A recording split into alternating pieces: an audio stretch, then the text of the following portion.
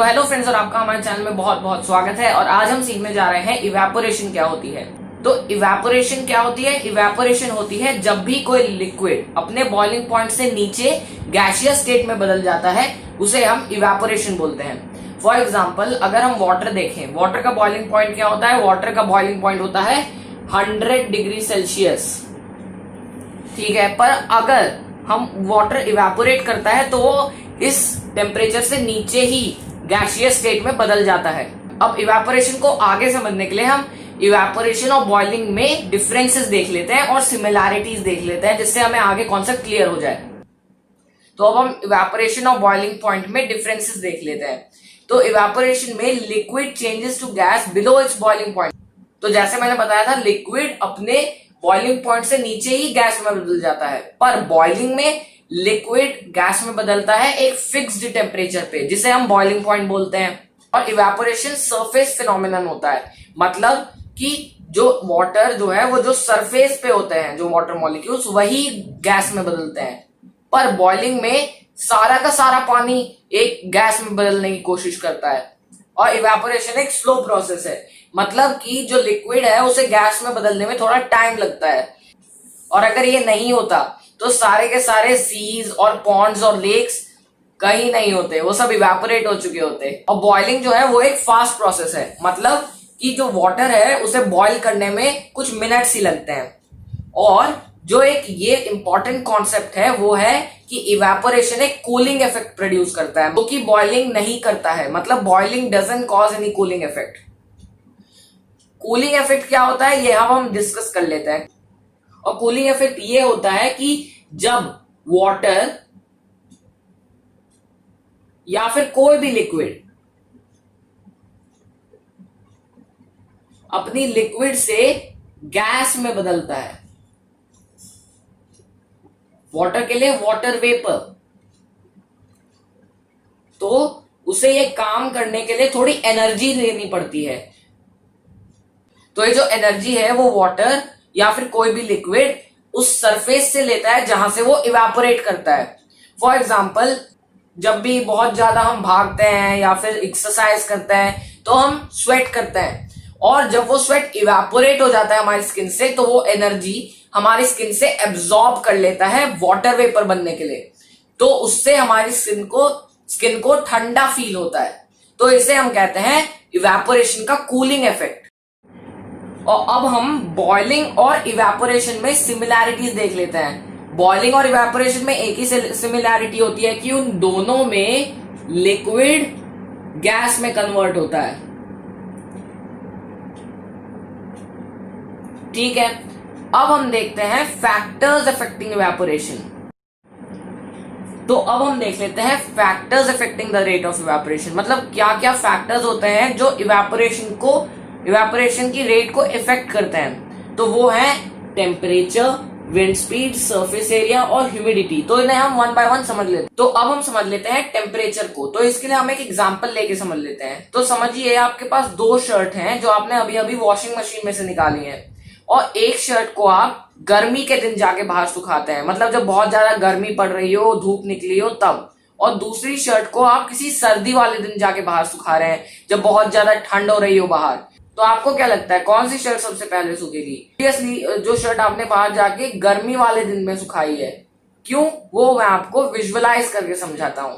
तो समझ लिए, ये है water particles, water molecules shirt के अंदर, जो आपने हॉट समर में सुखाई।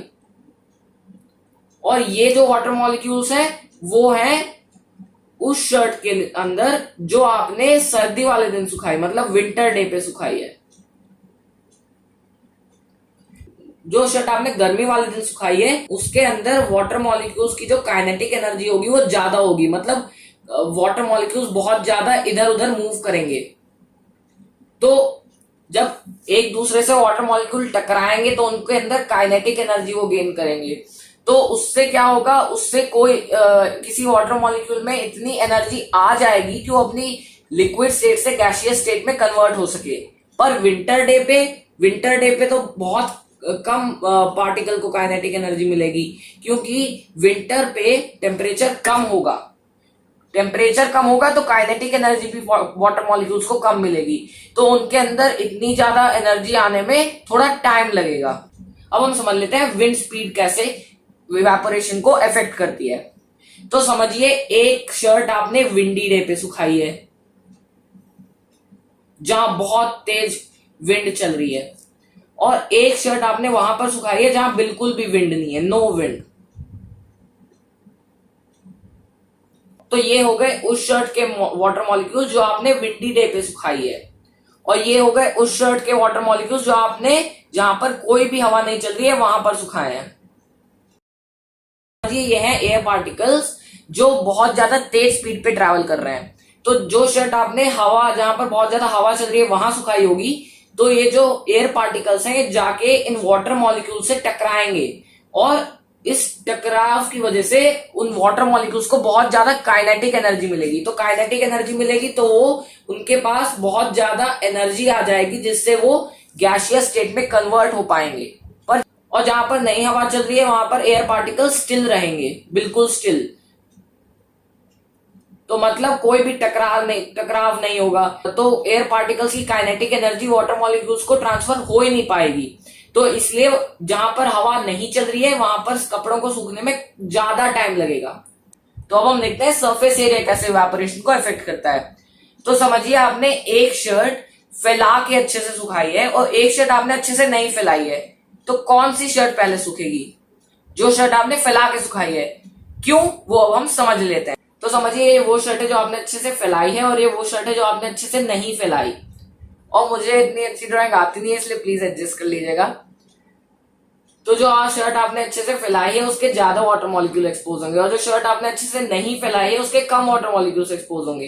तो जो शर्ट आपने ज्यादा अच्छे से फैलाई है उसमें अगर हवा चलती है और धूप पड़ती है तो इतने सारे वाटर मॉलिक्यूल्स का टेम्परेचर बढ़ेगा, या फिर इतने सारे वाटर मॉलिक्यूल्स से हवा के पार्टिकल्स जाके टकराएंगे और उनको काइनेटिक एनर्जी देंगे।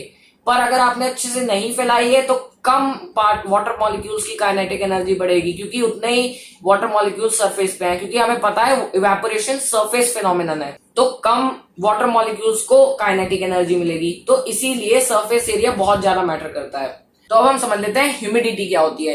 तो ह्यूमिडिटी होती है कि कितने ज्यादा वाटर वेपर के मॉलिक्यूल्स पहले से ही हवा में है, तो वो कैसे अफेक्ट करती है इवेपोरेशन, वो हम समझ लेते हैं। तो ह्यूमिडिटी को समझने के लिए मैंने यहाँ पर दो डायग्राम ड्रॉ कर लिए हैं जैसे मैंने पहले किया था। तो समझिए ये शर्ट वहां सूख रही है जहां पर हाई ह्यूमिडिटी है, और ये शर्ट वहां सूख रही है जहां पर लो ह्यूमिडिटी है। तो ये शर्ट जल्दी सूखेगी। क्यों? क्योंकि अगर इसमें से किसी वाटर मॉलिक्यूल को काइनेटिक एनर्जी मिल जाती है इतनी कि वो लिक्विड से गैसियस में कन्वर्ट हो सके, तो ये बाहर निकल जाएगा। पर उसी टाइम पे क्या हो सकता है कि जो बाहर वाटर वेपर हैं उनमें से कोई काइनेटिक एनर्जी लूज कर सकता है और वो अंदर आ सकता है शर्ट के। तो यहां पर वो कम होगा क्योंकि यहां पर पहले से कम वाटर वेपर हवा में है, पर यहां पर वही चीज ज्यादा हो सकती है कि इसको काइनेटिक एनर्जी मिल गई और ये बाहर निकल गया।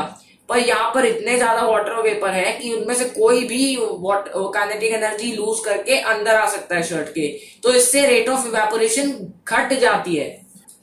तो हमने इस वीडियो में इवेपोरेशन और फैक्टर्स अफेक्टिंग इवेपोरेशन पूरी तरह से कवर कर लिया है। और अगर आपको कोई भी डाउट्स हो तो आप हमें कमेंट सेक्शन में पूछ सकते हैं, या आप हमें मेल कर सकते हैं। हमारी मेल आईडी आपको डिस्क्रिप्शन में मिल जाएगी। तो अगर आपको ये वीडियो पसंद आई हो तो आप हमारे चैनल को सब्सक्राइब करें और इस वीडियो को लाइक करें। तो चलिए फिर मिलते हैं। Thanks for watching.